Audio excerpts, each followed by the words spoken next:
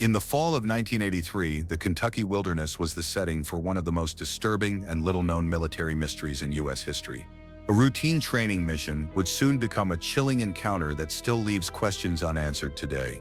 The soldiers involved were a small unit, 12 men in total, tasked with a simple objective: survival and navigation training in the dense Appalachian foothills. For them, it was supposed to be nothing more than another test of endurance. Soldiers were used to rough terrain, unpredictable weather, and long hours of silence. But this mission would prove to be unlike anything they had ever faced before. From the very start, something was off. The team gathered at dawn, their breath visible in the cold air as they checked their gear. The Kentucky woods stretched before them, a vast and shadowy labyrinth of ridges and valleys. The fog clung low to the ground, making the forest seem thicker, heavier, almost alive. Their commanding officer, a captain with years of field experience, gave them the briefing. Move 10 miles north through dense forest. Establish a temporary camp. Signal their position before the next sunrise. Simple. At least, that's what it should have been. The men pulled out their compasses to set the route. But right away, things didn't add up. One soldier frowned, tapping the face of his compass. The needle spun lazily, then locked in a direction. Another soldier checked his own compass. Same result. Soon, every man was staring at a needle that pointed firmly in the exact same direction, no matter how they turned their bodies. Normally, a compass points north, but these compasses were behaving as if something in the woods was pulling them, dragging every needle toward an invisible force. At first, the men joked about it. One soldier muttered, "Guess Kentucky's got its own Bermuda Triangle." Another laughed, saying, "Probably just a hunk of iron in the ground. Big deal." But as the minutes stretched on, the laughter faded. This wasn't a random magnetic hiccup. It wasn't normal. Every compass in their unit, tested and checked, was locked in perfect unison, pointing deeper into the wilderness. The captain tried to dismiss it. "Magnetic anomalies happen," he said, waving his hand. "We move forward, stay disciplined. That's all." But some of the younger soldiers whispered among themselves. They had heard stories, rumors about these woods. Local hunters spoke of areas where animals refused to enter, places where equipment failed, and voices could be heard at night. Most soldiers ignored folklore, but as the first mile passed beneath their boots, the forest seemed to absorb the sound of their footsteps. No wind in the trees, no birds overhead. Even the crunch of leaves felt muffled. The woods weren't just quiet, they were silent.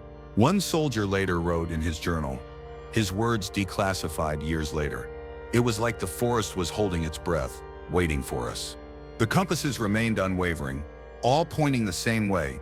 The soldiers felt themselves being led, not by orders, but by something unseen, something that wanted them to follow. Still, they pressed on. This was the army. Orders were orders, and yet each step forward carried with it a gnawing unease. Around midday, the fog returned, rolling in like a living curtain. The trees seemed taller, darker, their branches clawing toward the sky. The men's radios crackled with static, unable to transmit more than a few feet.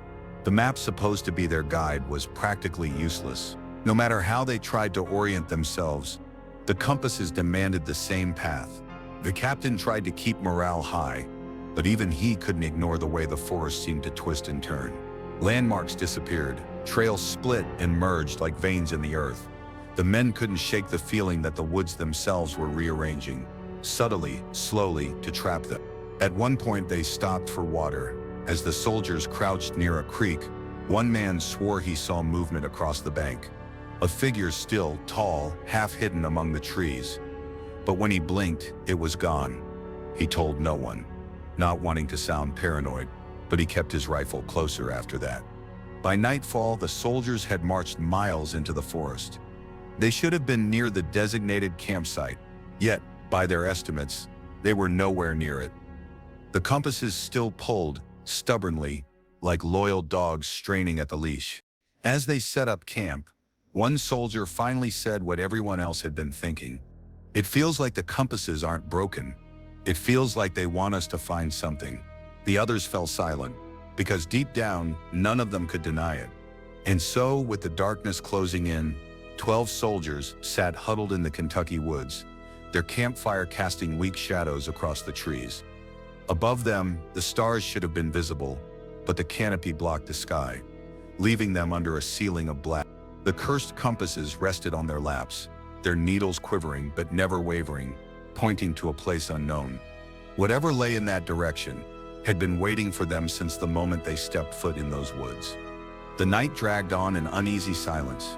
The men tried to rest, but the forest seemed determined to keep them awake.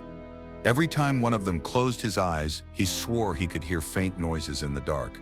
The snap of a branch, the shuffle of something moving slowly around their camp. One soldier said it was deer. Another argued that no deer would wander this close to a fire. The debate faded into silence when the captain ordered everyone to get some damn sleep, but no one really did. By dawn, they were exhausted. The fire had burned down to embers, and the forest was cloaked in a gray mist.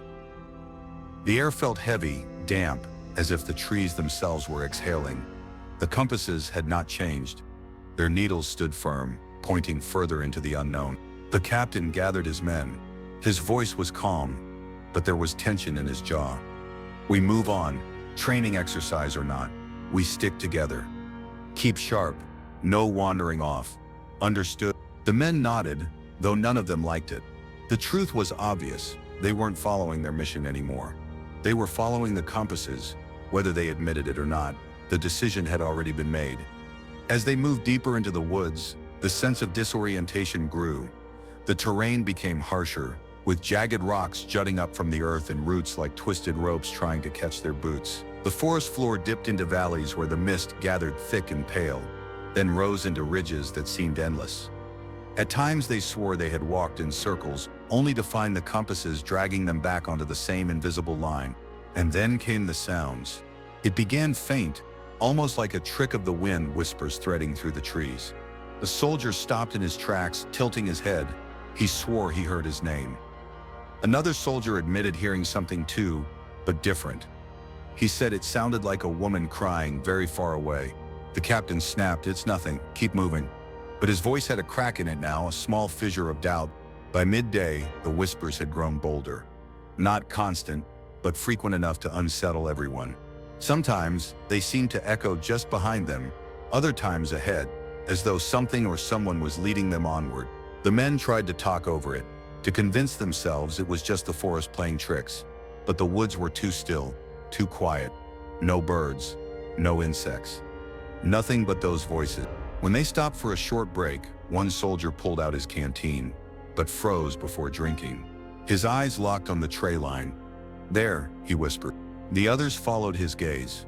For a split second, they saw it too. Something moving between the trees. A shadow, human-shaped but tall, impossibly tall, with limbs that didn't move quite right. When one man shouted and raised his rifle, the figure dissolved into the mist. Gone before they could even aim. Panic rippled through the group. They muttered under their breath, eyes darting into the fog. The captain shouted at them to hold formation, to stay disciplined. But even he looked shaken. The soldiers resumed their march, but now their nerves were frayed. Their boots crunched loudly in the silence, every step making them feel more exposed. The compasses, relentless as ever, pointed forward with a hunger that felt unnatural. It wasn't just metal reacting to magnetism anymore. It felt alive. It felt purposeful. Late in the afternoon, they stumbled into a clearing. For the first time, the compass's needles began to waver, not spinning wildly, but trembling as if they were near the source of whatever was pulling them. The clearing was strange. Dead trees stood like skeletons, their bark stripped, their branches clawing the sky. The ground was blackened. Not from fire, but as though the soil itself had rotted, and at the center of it all stood a stone structure, half collapsed, weathered by time, overgrown with moss. It looked like the remnants of a wall or foundation, though no one could guess what had been built there. The soldiers exchanged nervous glances. They had not expected ruins. This place wasn't on their map. This place shouldn't exist. The compasses, however, were clear. Every needle pointed directly at the stones. The captain ordered the men to spread out to examine the perimeter. As they moved closer, the whispers surged. Louder, now urgent, and each soldier heard something different. One heard his mother's voice calling his childhood nickname. Another heard the voice of a fallen comrade from a past mission. Another swore he heard the cries of a baby. The voices weren't random, they were personal, intimate. One soldier broke ranks. Against orders, he stepped toward the ruins, drawn like a moth to flame. The captain barked at him to stop, but the man didn't listen. His eyes were glassy, his lips moving as though in silent conversation with someone only he could hear. Two others rushed forward to grab him, dragging him back by his arms. He fought them at first, then collapsed, trembling, muttering under his breath. She was there. I saw her. She was right there. No one asked who he had seen. They didn't want to know. As night began to fall again, the captain ordered camp near the clearing. The men protested, begged to move back into the forest, but the captain refused. "We hold position," he said. His voice was steady, but his hands trembled as he lit his lantern. The compasses lay on the ground around them, every needle still pointing to the ruin. None of them wanted to admit it, but they all felt it. The ruin was waiting for them, watching them. That night, no one slept. The whispers didn't stop. They circled the camp, weaving through the mist like threads of madness. Shadows flickered just beyond the firelight. Once a soldier screamed when he swore he saw a face staring at him from between the branches, pale, eyeless, smiling. And though they tried to ignore it, though they told themselves it wasn't real, every single man felt it in his gut. The compasses weren't leading them home. They were leading them deeper into something that wanted them lost forever. The soldiers awoke, or rather they rose, from a night where no one had truly slept. Their eyes were bloodshot, their faces drawn. Some had sat upright all night, weapons across their laps, scanning the mist for shapes that never quite revealed themselves. By morning, the whispers had subsided, but not vanished. They lingered like a headache, distant but persistent, seeping into the silence between words. The captain ordered a head count. Everyone was there. Though their nerves were thin, they ate in silence, their rations tasting like ash. And always, their eyes returned to the ruin at the center of the clearing, where their compasses pointed unwaveringly. No one wanted to admit it, but the ruin felt alive, as if it pulsed, faintly, with a rhythm just beyond hearing. The captain barked his orders. "We move out. Same formation. Stay sharp." But as they began packing, one soldier, Private Miller, froze. His compass was trembling in his hand, needle twitching violently. The others checked theirs. Theirs were steady. Miller's was not. "What the hell?" he whispered. His voice was shaking. The compass needle spun wildly, then locked into place, pointing not at the ruin but deeper into the forest. Miller's eyes went wide. "She's there," he said. "I can hear her." The captain snapped at him to hold his ground, but Miller wasn't listening. His expression was glazed, his lips moving as though repeating someone else's words. He shoved his pack onto his shoulders and staggered toward the tray line. Two soldiers lunged to stop him, but Miller fought like a man possessed, screaming, clawing, begging them to let go. "She's waiting for me. Don't you hear her? She's calling me." The captain ordered them to restrain him, and for a moment they did, pinning him to the ground. Miller's face twisted with rage, then fear. He wept. "Please, I can't leave her alone out there." The men exchanged uneasy glances. Some whispered under their breath, confessing that they too had heard voices during the night, voices of people they loved, people long gone. And then, in a moment of chaos, Miller broke free. He bolted into the mist, faster than any of them could react. "Hold your fire," the captain shouted, though no one had raised a weapon. They simply stared, stunned, as Miller vanished into the trees. His cries faded, swallowed by the fog. And then silence. The men waited. Minutes passed. Nothing. Finally, the captain growled, "Two-man search team, bring him back." But when volunteers were slow to step forward, he handpicked them. Two of the most disciplined soldiers in the unit, men he trusted not to lose their heads. They disappeared into the mist. The rest of the group waited in uneasy silence. They sat on their packs, staring at the ruin, staring at the forest, glancing at their compasses as if hoping for guidance. The needles remained steady, all pointing to the ruin, unwavering, uncaring. An hour passed, then two. The captain paced, muttering curses under his breath. And then came the scream. It echoed faintly from the trees, high, sharp, cut short. The men leapt to their feet, weapons were drawn. The captain shouted for formation, but his voice trembled. Another scream followed, but this one was different, closer, warped, as if dragged through water. And then silence again. When the two-man search team finally returned, their faces were pale, their eyes wide. They were alone. They dropped their packs at the edge of the camp. One of them tried to speak, but only shook his head. The other finally muttered, "He's gone." The captain demanded details. They explained in broken phrases, their words stumbling. They had followed Miller's cries for nearly an hour. The compasses had gone wild, spinning, shaking. The forest had changed. Trails that should have led back looped around, twisting them in circles. And then they said they had found something, Miller's rifle, lying in the dirt. Beside it, his helmet. No footprints leading away. Just gone. The captain clenched his fists. His voice shook with fury. "You abandoned him?" But the look in their eyes said everything. They hadn't abandoned him. They had watched something happen. Something they couldn't explain. Something they refused to put into words. That night, no one argued when the captain ordered double watches. The fire burned higher, but it did little to chase the shadows from the edge of the clearing. The men whispered to each other in hushed tones. Some swore Miller would return, walking into camp as though nothing had happened. Others insisted he was dead already. But no one dared to say the truth aloud, that Miller hadn't just wandered off. He had been taken, and the ruin was still watching. The compasses were still pointing, and the voices. Oh, the voices were growing bolder. That night, more men heard them, not whispers now, not distant, clear. Calling them by name, the forest was no longer trying to hide. It was calling them in, one by one. The fire crackled low, throwing fragile light into the mist. The men sat in a circle, rifles across their laps, eyes hollow. No one spoke for long. Every conversation ended in silence, as though words themselves were afraid to echo too far into the night. By morning, the ruins seemed different. In the pale gray light, the stone didn't look like simple rubble anymore.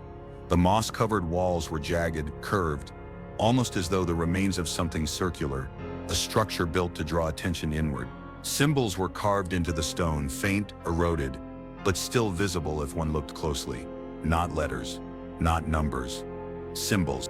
The captain knelt before them, brushing away damp moss. He cursed under his breath. "This isn't on any map. This shouldn't be here." A soldier asked what it was. The captain didn't answer. He only straightened, wiping dirt from his hands, his jaw tight. He was trying to remain a leader, but his eyes betrayed his unease. The compasses, as always, pointed directly at the ruin. Not one needle wavered. The captain ordered them to prepare for movement. "We've wasted enough time. We'll move east. Back toward base." That's an order. But when the soldiers raised their compasses, they froze. Every needle trembled violently, then snapped back, pointing at the ruin. No matter how they turned, how far they walked in any direction, the needles dragged them back. The captain's face reddened with fury. He ordered them to ignore the compasses and trust their maps. But when they tried to leave the clearing, the forest betrayed them. Paths that should have led east looped back into the clearing. The trees themselves seemed to shift, twisting into new shapes. After an hour of marching, sweating, cursing, they returned to the ruin. Always to the ruin. The men muttered among themselves. The words cursed and trapped hung heavy in the air. It was then they noticed the crossroads. At the far edge of the clearing, hidden in the mist, stood an ancient wooden signpost. Its wood was gray and splintered, leaning at an angle, but still upright. The men approached cautiously, rifles ready. The captain brushed dirt from the sign. His expression darkened. Every wooden plank had been scraped clean, where words should have been. Directions, names, distances. There was nothing but gouges, as if someone had carved the language out with a knife. The men stood around it in uneasy silence. One soldier muttered, "Someone didn't want us finding our way." Another whispered, "Or maybe they didn't want us leaving." The captain snapped at them to quiet down, but his voice cracked. It was then the whispers returned. Louder now, closer. Not drifting on the wind anymore, but curling around their ears, intimate. They came from the ruin, from the trees, from the very air, and each soldier heard something different. One man dropped to his knees, weeping, muttering his daughter's name. Another shouted at the trees, swearing he heard his dead brother laughing in the fog. Another simply froze, staring at the ruin with glassy eyes, his rifle slipping from his hand.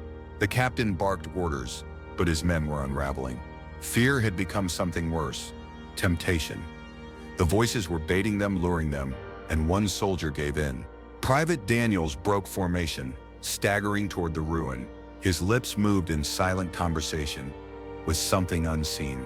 The captain lunged to grab him, but Daniels shoved him back with surprising force. "Don't you hear her?" he cried. "She's inside. She needs me." Before anyone could stop him, he ran to the stones, vanishing into the shadows between them. The men rushed after him. They circled the ruin, calling his name, their voices trembling. But Daniels was gone. The ruin was empty. Only the mist remained. The captain cursed, pounding his fist against the stone. His hand came away bloody, scraped raw against the carvings. The symbols on the stone seemed to pulse in the firelight, darker now, sharper, as though fed by his blood. For a moment, the soldiers swore they saw them shift, just slightly, like snakes coiling. Panic spread through the ranks. One soldier swore the ruin had grown taller since morning. Another claimed he saw faces in the stone, watching them. The captain shouted them down, but his own hands shook as he spoke. That night, they tried again to make camp. The fire burned hot, but the mist pressed close, dampening the flames. The ruin loomed nearby, always at the edge of their vision. The signpost creaked in the wind, though no breeze stirred the leaves. The whispers came back stronger, circling the fire like wolves. The men clutched their rifles, some weeping quietly, others muttering prayers. At some point in the night, a soldier screamed. The others spun, weapons raised, but he was already gone. His bedroll lay empty, his rifle on the ground. His footprints ended after only 3 steps, dissolving into nothing. By dawn, the captain stood in the middle of camp, his face pale, his uniform damp with sweat. His voice was hoarse when he spoke. "This place, it wants us. The compasses aren't broken, they're leading us here. For a reason." The men stared at him, hollow-eyed, waiting for orders. None came. Because the captain finally understood what the compasses had been telling them all along. They weren't being guided north. They were being guided to something. And now, there was no way back. The night had become so unnaturally still that it felt as though the entire forest was holding its breath. Even the usual chirps of crickets and the distant howls of coyotes were absent, leaving only the soldiers' boots crunching against the leaf-strewn ground. Every step echoed in their ears like a warning. The cursed compass in Sergeant Miller's hand glowed faintly, casting a dull, unnatural light over his gaunt, sweat-streaked face. He gripped it so tightly his knuckles looked bone-white. "Something's wrong," whispered Corporal Davis, his voice barely audible. "The air, it feels heavy." And it did. The deeper they went, the thicker the air became, as if invisible hands were pressing against their chests. Each man felt the weight, the strange pull of something ancient and unseen. Then came the whispers. At first, they were faint, like a trick of the wind, broken syllables brushing past their ears. Private Lopez spun around, rifle raised, but there was nothing there. The men halted, forming a defensive circle, scanning the trees. The whispers grew louder, weaving through the branches, sliding between the trunks. "Come closer. This way. You're almost home." The voices were not entirely human.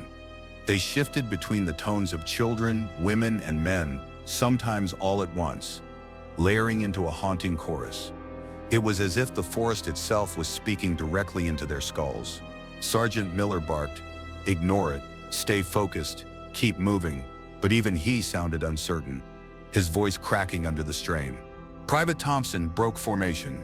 His wide eyes darted toward the sound, and he staggered off the path. "That was my mother. I heard her. She's calling me." "Thompson, hold your position," Miller roared. But it was too late. The young soldier stumbled into the blackness between the trees, following the phantom voice. His form was quickly swallowed by the shadows. The squad gave chase, but the deeper they went, the more distorted the world became. The trees stretched unnaturally tall, their branches curling like skeletal fingers. The forest floor felt spongy, soft, and sometimes seemed to shift under their boots as if alive. The whispers grew louder, angrier, clawing at their sanity. The voices changed, becoming mocking, cruel. "You'll never leave. Your bones will feed the roots. The compass belongs to us." Private Lopez clutched his head, teeth gritted. "They're inside my skull. Make it stop." His screams echoed into the void. The soldiers surrounded him, but there was nothing they could do. No enemy to shoot, no enemy to see. Suddenly, Thompson's screams cut through the night, high, shrill, filled with terror. Then silence. The forest swallowed his voice whole. The men froze. A terrible realization washed over them. They hadn't been led into the woods by a compass. They had been delivered into a trap. When they pressed forward to find Thompson, they discovered his rifle lying in the dirt. The barrel was bent at an impossible angle, as though twisted by something inhumanly strong. The soldier himself was nowhere to be seen. Private Ramirez whispered, trembling, "We've got to turn back now." But when they spun around, the path was gone. Where once there had been a clear trail through the trees, there was now nothing but endless darkness. The forest had shifted, sealing them inside. The cursed compass still glowed faintly in Miller's hand, its needle spinning wildly in circles. For the first time, the hardened sergeant's composure cracked. He dropped the compass, and the glow pulsed, seeping into the ground like liquid light. The whispers intensified, now accompanied by the sound of footsteps. Too many footsteps surrounding them from every direction. Lopez raised his rifle, voice shaking. "They're here. I can see them." The others turned, and what they saw made their blood run cold. Figures emerged from the tree line. Soldiers, dozens of them, but their uniforms were decades old, rotting and torn. Their faces were pale, sunken, their eyes glowing like dying embers. They dragged their weapons with them, rusted steel scraping against the rocks. These were not living men. These were the ones who had come before, the soldiers who had followed the cursed compass into the woods and never returned. The phantoms opened their mouths, and the whispers became screams. The squad raised their rifles, but Miller shouted, "Don't shoot. It won't matter." He wasn't guessing, he knew. Somehow, he knew bullets would do nothing against what surrounded them. The circle of the dam closed in, and the soldiers realized they were no longer fighting for survival. They were fighting for their very souls. And in that moment, one final, unified whisper surged through the forest, booming louder than thunder. "The compass has chosen you." The circle tightened. Shadows of dead soldiers, glowing eyes fixed on the living, shuffled forward in unison. Their mouths moved soundlessly now, but the whispers continued, burrowing into the skulls of Sergeant Miller and his men.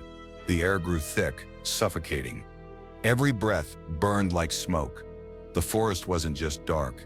It was alive, pressing down on them, watching. The cursed compass on the ground pulsed once more, its glow spreading through the dirt like veins of fire. "Hold steady," Miller barked, forcing the panic out of his voice. His men clutched their rifles with white-knuckled hands, their backs against one another. They can't be real. They can't. But when one of the phantoms lurched closer, Private Davis could see its sunken eyes clearly. Eyes that still seemed to burn with human pain. It wasn't a ghostly blur. It was solid, real enough to smell the stench of earth and rot, clinging to its uniform.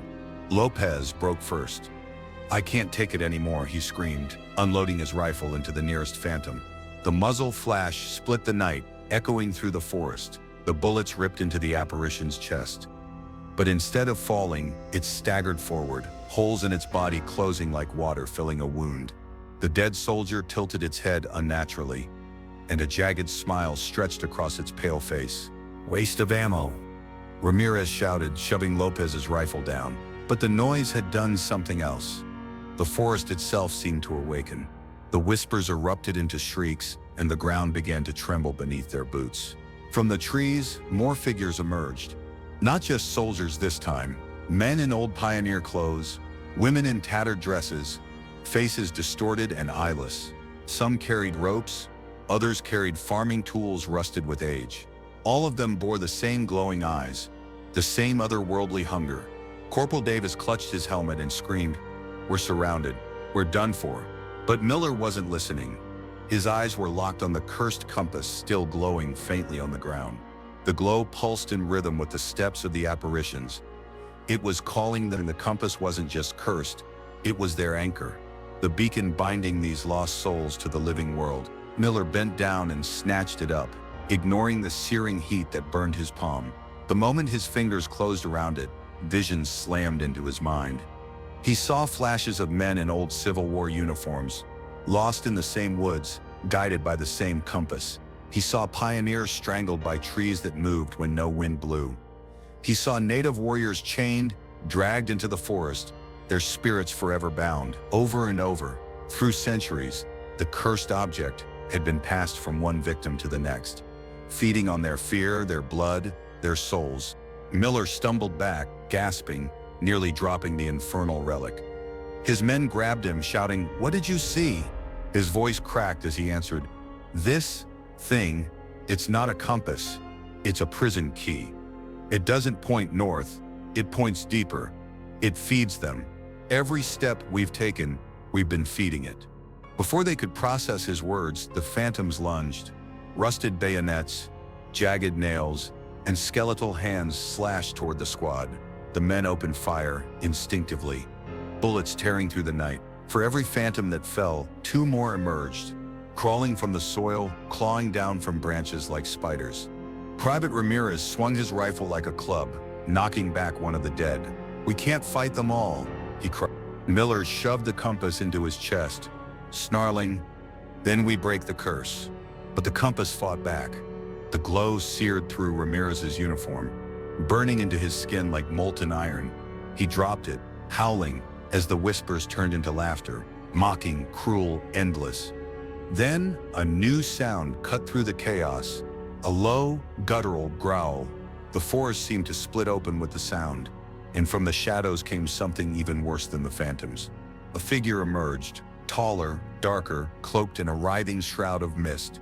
Its face was hidden beneath a hood of shadows, but its hands, long and skeletal, clutched chains that dragged across the ground, and at the end of those chains the dead soldiers writhed, straining like rabid dogs on leashes. The whispers stopped. Everything stopped. Even the phantoms froze, as if waiting. The hooded figure raised a hand, and the cursed compass leapt from the dirt, hovering in the air before it. The glow intensified, bathing the forest in ghostly light. Then a voice unlike any other echoed through the trees, a voice layered with centuries of agony, fury, and triumph. "The compass does not guide, it chooses, and it has chosen you." The squad fell to their knees as the weight of its words crushed them. Their rifles felt useless, their strength drained. They weren't soldiers anymore. They were prey. Miller forced himself up, staring into the void beneath the hood. "What are you?" he demanded. The figure tilted its head. Its answer came like the breaking of bone. "I am the warden of the lost, the keeper of the compass. Every soul it claims becomes mine." The phantoms wailed in unison, their glowing eyes burning brighter. Chains rattled in the air, and the cursed compass pulsed violently, as if alive. The men realized the truth. They weren't just wandering soldiers, they were candidates. The cursed compass had led them here not to kill them, but to see if they were worthy of joining the damned ranks of the warden's army. As the forest closed in, Miller gritted his teeth and whispered to his men, "If this thing wants soldiers, it picked the wrong squad. We're not going to join its army. We're going to end it." But how? The warden stretched out its hand again, chains snapping through the trees. The phantoms surged forward once more. The cursed compass hovered higher, pulsing like a heart. The soldiers had a choice: destroy the compass or become part of it forever. The ground shook violently beneath the soldiers' boots. The trees groaned as if alive, their twisted branches clawing at the night sky. The warden's chains snapped and writhed, rattling like thunder, each one dripping with a cold mist that stank of rust and blood. The compass floated above the ground, pulsing brighter with every second, feeding the storm of spirits that circled them. Sergeant Miller stood his ground, chest heaving, sweat dripping into his eyes. Around him, the squad trembled. Lopez gripped his rifle with shaking hands. Davis muttered prayers under his breath, and Ramirez swore endlessly, trying to drown out the whispers. But Miller stared at the compass. He had seen its visions, its history of destruction. He knew it wasn't just some cursed relic, it was the engine that kept the warden's prison running. Destroy it, and maybe, just maybe, they'd have a chance. The warden's voice bellowed again, shaking their bones. The compass has chosen. You belong to me.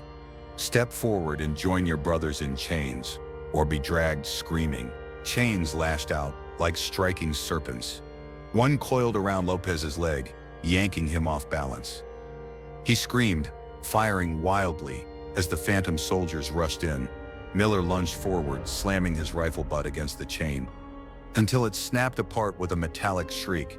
Lopez scrambled to his feet, pale as death. "Sergeant," Davis yelled, pointing upward, "the compass. Look at it." The relic was spinning faster now, its needle whipping in impossible circles. Sparks of ghostly fire burst from it, igniting the ground. The forest itself seemed to recoil from its energy. The warden raised both hands, as if in triumph. With every beat, it binds you tighter. When its cycle is complete, your souls are mine. The squad erupted into chaos. Ramirez hurled a grenade toward the phantom horde, the explosion tearing apart the ground and flinging apparitions like ash in the wind. For a moment, silence fell. But then the ghosts began reforming, crawling back together, their mouths splitting into hollow screams. Lopez shouted, "Bullets don't work. Explosives don't work. What the hell do we do?" Miller tightened his grip on his rifle, but his eyes stayed on the cursed compass. The answer had been shown to him in the visions: fire, light, destruction. The compass wasn't indestructible, but it demanded sacrifice. It thrived on souls, and only a soul willing to sever its bond could break it. He swallowed hard, realizing what that meant. The warden seemed to sense his thoughts.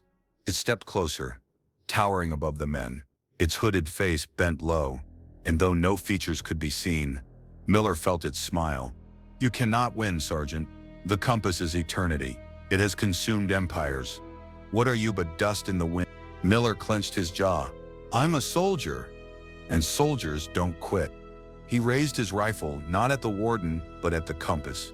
He fired 3 rounds. Each bullet struck, but instead of shattering, the relic absorbed the shots.